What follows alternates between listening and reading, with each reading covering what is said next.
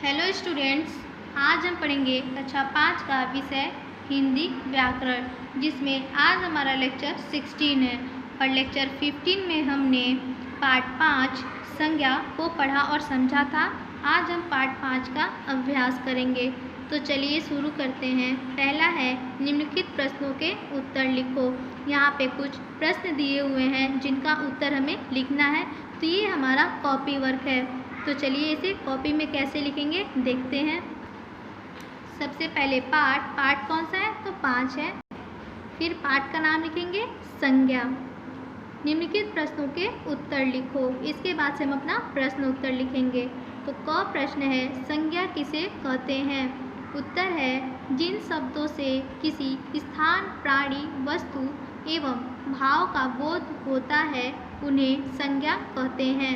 ख प्रश्न, प्रधानमंत्री किस संज्ञा का उदाहरण है? उत्तर, प्रधानमंत्री व्यक्तिवाचक संज्ञा का उदाहरण है। ग प्रश्न, गर्मी और ठंडक किस प्रकार की संज्ञाएं हैं? उत्तर, गर्मी और ठंडक भाववाचक संज्ञाएं हैं। घ प्रश्न, भाववाचक संज्ञा किसे कहते हैं? उत्तर, जो शब्द किसी भाव, गुण, दोष, स्वभाव आदि का बोध कराते हैं उन्हें भाववाचक संज्ञा कहते हैं। ऐसे ही आप भी अपनी कॉपी में लिखेंगे और अपना कॉपी वर्क पूरा करेंगे। दूसरा, दिए गई संज्ञाओं को रिक्त स्थानों में भरो। यहाँ दिए रॉन्ग है, यहाँ पे हम सही कर लेंगे इसे। दी गई संज्ञाओं को रिक्त स्थानों में भरो।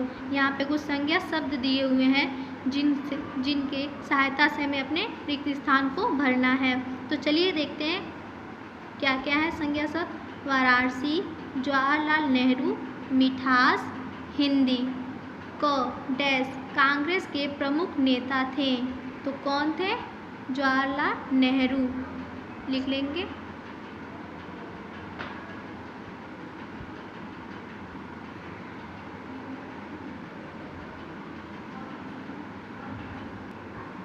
ख डैश हिंदुओं का प्रमुख तीर्थ स्थल है।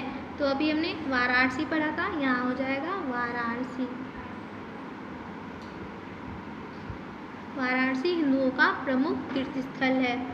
ग प्रज्ञा डैश पढ़ती है। तो प्रज्ञा हिंदी पढ़ती है। घ अंगूर में बहुत डैश है। तो अंगूर में बहुत मिठास है।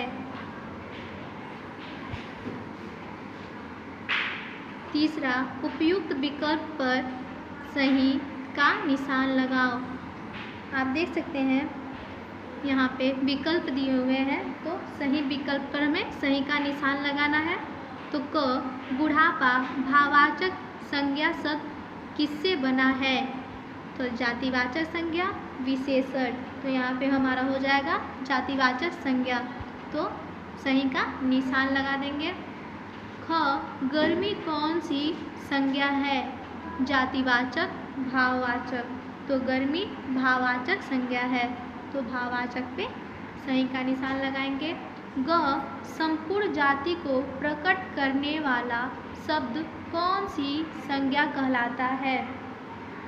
तो संपूर्ण जाति को प्रकट करने वाला शब्द जातिवाचक संज्ञा कहलाता है। आप यहाँ पे विकल्प देते हैं, व्यक्तिवाचक, जातिवाचक। तो जातिवाचक हमारा सही है, तो सही का निशान लगा देंगे।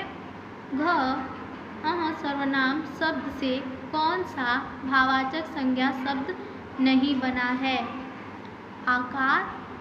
अहंकार, अहिंसा। तो अहंकार सही है, तो इस पर सही का निशान लगा देंगे। अब आते हैं चौथे पे। चौथा, नीचे दिए गए गद्यांश में से व्यक्तिवाचक, जातिवाचक तथा भाववाचक संज्ञाएं छांट कर लिखो। यहाँ पे जो गद्यांश दिया हुआ है उसमें से हमें व्यक्तिवाचक, जातिवाचक और भाववाचक संज्ञा को छांट कर लिखना है। तो चलिए लिखते हैं। किताबें पढ़ने का शौक़ मुझे बचपन से ही था। तो इसमें ढूंढेंगे कि हमारा क्या व्यक्तिवाचक है। तो इसमें से पहले हम व्यक्तिवाचक ढूंढेंगे और लिखेंगे। फिर घर पर आने वाली सभी पत्रिकाओं को अक्सर मैं पढ़ लिया करती थी। एक बार मेरी सहेली ने मुझे लेखिका शिवानी का उपन्यास विषकन्या पढ़ने के लिए दिया था। तो इसमें हमारा शिवानी और विषकन्या जातिवाचक है, तो इसे हम लिख लेंगे, व्यक्तिवाचक है।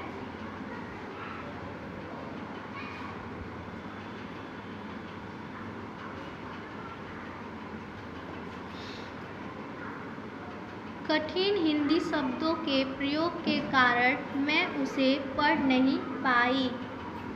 कुछ साल बाद शिवानी का ही एक उपन्यास 14 फेरे मेरे हाथों में लगा। इसमें हमारा 14 फेरे भी व्यक्तिवाचक है, तो लिख लेंगे।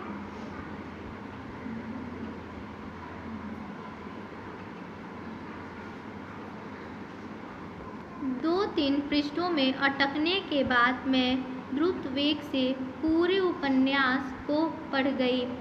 फिर तो मुझे शिवानी जी का उपन्यास पढ़ने का ऐसा शौक़ जगा कि मैं उनके उपन्यास की दीवानी हो गई। बावरों की तरह मैं उनके उपन्यास और कहानी संग्रह की तलाश में रहती थी। एक के बाद एक मायापुरी, भैरवी आदि पढ़ ली। यहाँ पे हमारा मायापुरी और भैरवी, शिवानी हमने पहले ही लिख लिया था, व्यक्तिवाचक जो था।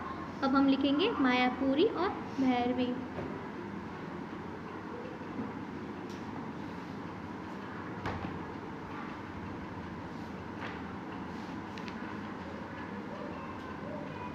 अब हम जातिवाचक ढूंढेंगे। तो चलिए, इसमें से हम जब हमने ये पढ़ा तो इसमें से हम लिख लेंगे अब सहेली। जो अभी हमने शब्द पढ़ा उसको हम लिखेंगे सहेली, लेखिका। आप देख सकते हैं यहाँ पे सहेली है और ये लेखिका। उपन्यास, इसको लिख लेंगे। फिर हमारा कहानी संग्रह भी जातिवाचक है, इसे भी लिखेंगे।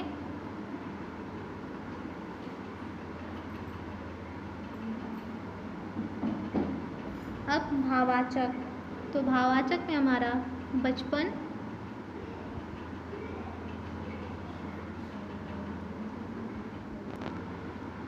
बावरों, यहाँ लिखेंगे बावरा, और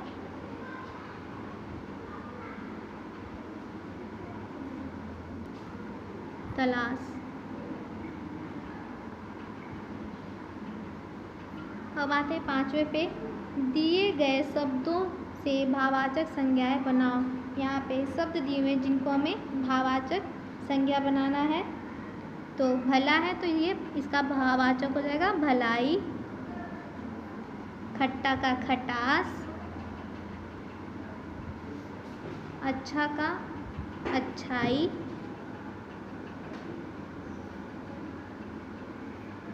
बुरा का बुराई,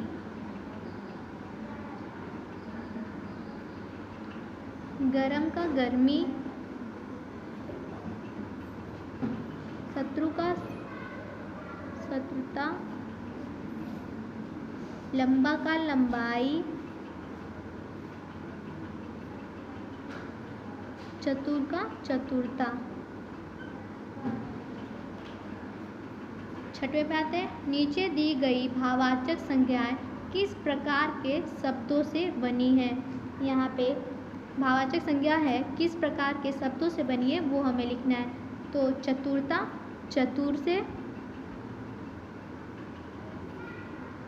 मातृत्व माता से, हंसी हंसना से, देवत्व देव से, यौवन युवक से, मोटापा मोटा से, निजत्व नीज से, गोलाई, गोल से। ऐसे ही आपको भी पार्ट 5 का बुक और कॉपी वर्क पूरा करना है। आज की क्लास आपकी यही ओवर होती है। Thank you.